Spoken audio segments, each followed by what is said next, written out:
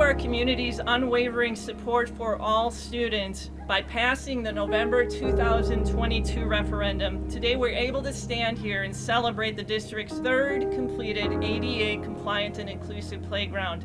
I am profoundly grateful. I don't even need a script for this. I'm profoundly grateful to the Board of Education for their vision to make this happen, and to our community for committing and voting yes to our referendum in 2022.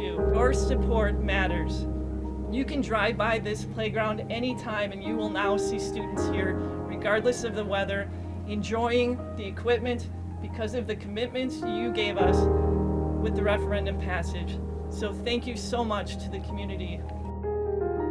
This amazing, beautiful playground worked in tandem with our school district, with Lee Recreation, and with our students. For 2 years, our students worked together to come up with ideas.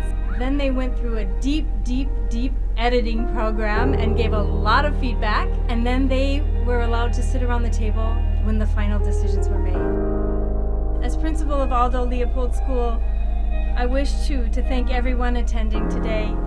Our community is grateful to have this new, beautiful, ADA compliant and inclusive playground from the November 2022 referendum.